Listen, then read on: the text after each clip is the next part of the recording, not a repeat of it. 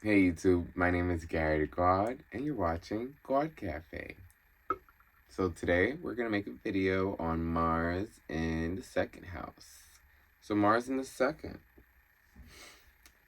You guys are the money getters, the go-getters. I'm not waiting around for no one to bring me a check. I'm not waiting around for a handout, okay? Now this can also be someone who is hustling handouts, okay? So this could be somebody who is not looking for someone to find them a handout. They're gonna look at what handouts apply to them. Like taking advantage of certain handouts that maybe the government offers that no one's really doing the research on, but you're the type of placement that would, or Mars placement that would. Okay, so if you guys don't already know, the second house is the house of money, also the ruler of Taurus. Okay, so Taurus, is grounded. It rules luxury, personal finances. Okay, not other people's finances, just yours. Okay. So you put the planet of action here, the planet of motivation, desires, everything within the primal state of impulses and being human. So you have the planet of action here, in the house of money. So money motivates you guys, if you don't already know that, that's why, okay? If you're like, why does money motivate me so much? It's because you have Mars in the second. It's not maybe there were things outside of things during your upbringing, outside of your awareness, during the moments that probably cause this sort of emotional state to be so prominent within you, because that's just how our natal chart to play out and manifest. So I think it's a great placement. You are the go-getter, the hustler, okay? Um, the only downfall I can probably see for you guys, just to look at the pros and the cons, because I think there's more pros here than there is cons, is probably acting on things for money that won't get you money. Like maybe maybe you're hustling on everything just to see what gets you money, but maybe in turn you waste time. I'm kind of saying maybe maybe you don't have to act on all money opportunities. Perhaps there is certain there always is one opportunity sometimes better than another. If they both present themselves to you, maybe don't take both if it ties into your personal time with family and your kids. And okay, I could see that being an issue here, like being way too much of a workaholic, way too money hungry. And if this can't change, if you are just like, but I just want to live and breathe money, what's the issue? Then perhaps start a family business of some sort, incorporate your little ones, your wife, have something like a family oriented business that would make sense for your family to run, a coffee shop, a laundromat, right? Like, things that wouldn't be overly taxing, perhaps, like maybe in terms of you, if you're a businessman, because I could see this placement being a businessman or desiring to do so or be one. And that's a great way, I would say, to be surrounded by money, and to maybe feel like you gotta be there because you gotta make sure you check on the money, but it's like a way to finesse yourself to spend more time with your loved ones and family, because it's the only way that you kind of would. So maybe they don't need to know that, but perhaps you just need to know that about yourself, because maybe you're seeing that you're struggling with showing up to relationships because all you are concerned with is your finances and building, perhaps because of traumas surrounding money, as at a younger age, where now you're like, you can't think about nothing but money. Maybe you experience a moment of having absolutely nothing, and feeling it to a core that it paralyzed you emotionally,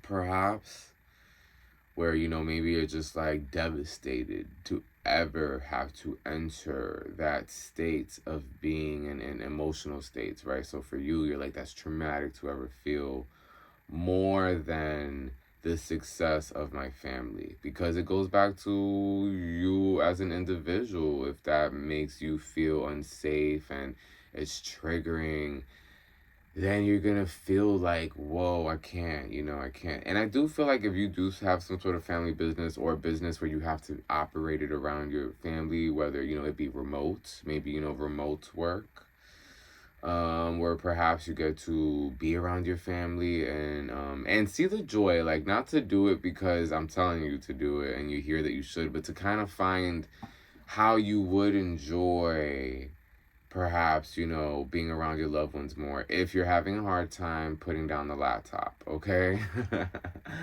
If you're having a hard time putting down that laptop, well, you just communicate to your family like, okay, I'll be able to work around you guys. I'll still have to work, but at least I'll be around you guys. Because what's going to end up happening is that eventually you're going to see a lot of moments in front of you play out. And so this is going to be a life lesson for you where you'll start to see what's really worth your when money is worth your time, okay? Especially if you have an abundance of money, because if you have an abundance of money, then perhaps you are not making time for other things that would make you an overall balanced individual, okay? So there's things that you may have to look at that your traumas may not be letting or, you know, allowing you to see, you know?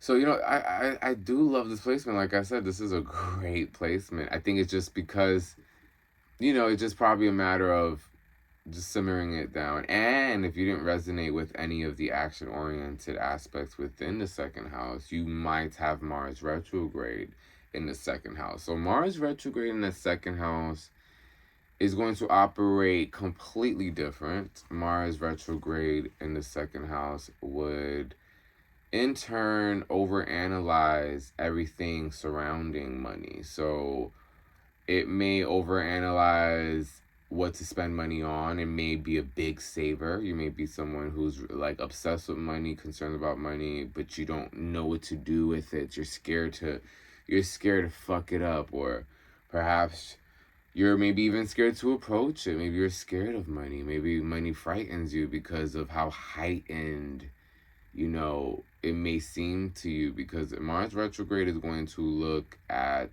action-oriented things, but introvertedly. You know, you're gonna go into some sort of, you know, reflection constantly with Mars retrograde. So whatever house Mars retrograde is in, it goes into reflection within this house. It's always in a reflective mode, right? Now, I am a native to this feeling because I have Mars retrograde myself. In the 12th. So Mars retrograde is in, you know, it could be very annoying. It could be extremely annoying to have Mars retrograde, being that you will overthink your actions. But the pros are, you're the type of individual that you won't make that many mistakes because you will overthink your actions so much that like you make the best decision for the most part. It may take you a little while to get there, but once you get the hang of making those decisions, then they start to occur a lot more rapidly, where you can just make faster decisions and, you know, right away without having to really stay there stuck indecisively. And so, you know, being indecisive could be a big factor with Mars retrograde. Mars direct, just having a regular Mars placement, this is going to be, you know, where you just have to. You just have to show up. So it is a lot more of a breeze to have Mars direct, because showing up doesn't really, there's nothing to it. It's just, whatever house the Mars is in, Mars will naturally just entertain that house and what actions need to be taken pertaining to that house. Okay, so like for me, I wake up and because my Mars is in the 12th, you know, I'm just assessing my unconscious. I'm assessing the unconscious within other people. It's just what my Mars placement does, okay? Like, it's in the unconscious, the house of the void, the house of spirituality, the house of the unseen. So, a lot of the times, that's where my awareness is at, which is, pretty unique when I talk to other individuals. It's so different compared to your average Mars placement, Your average Mars placement is not that inward, So for Mars to be inward, it's pretty interesting. So, be patient with yourself if you have Mars retrograde. It's an extra layer um, of a challenge, but it does offer a lot more insights, being that you're willing to pause before acting. Okay, so it does lend itself to that consciousness of amazing foresight, because you're like, what does that look like before I do it? You're the individual that would, what's the cause and effect of this? If I do this, what does it look like afterwards? Am I okay with that outcome? We're gonna do it. Hell no, I don't want to do that. Thank God I thought about it. Like, so that's what Mars retrograde does, where Mars direct is like, I should do that. Don't realize what the consequences could be of that action, and then having to deal with them afterwards. So, it could be a time waster to have Mars direct, but you also don't have cold feet and you take a lot of action. And that's what Mars is about. It's action, trial and error, even if you fail, right? So that's what Mars is used to. So Mars direct doesn't have any problem failing, so it will fail more, but it will show up way more than the Mars retrograde. However, the Mars retrograde may appear more perfect, or a person that doesn't make any mistakes but's not acting as much, So, different strokes for different folks, right? So I think it goes back to that. It just goes back to, what is your preference energetically, and that can also show you where your placement is. So it could show you what you would desire in a relationship, and also see what your energy may require. You may require the opposite energy of what you are, Like for me, I do really well with people who have Mars direct, because I have Mars retrograde. So being that most people have Mars direct, I'm usually the basically the person that like notarizes what we do, almost kind of in a group setting. It's like, because I have the best foresights, or fastest access to foresights or insights and quick moments, because of that retrograde Mars. It allows me to see the beauty within my Mars placement and the beauty within my friends' Mars placements, because they don't think twice about certain things that I will overthink and spend days before I even do it, So it could be annoying to me and others how long I may take to do something, or I'll overthink it. And to some people, they enjoy the fact that I will slow them down because they're too fast. Okay, so, that's why community is so important. That's why if we all come together, so much could happen, because you don't know how someone else could balance you out, That's why we're here for each other.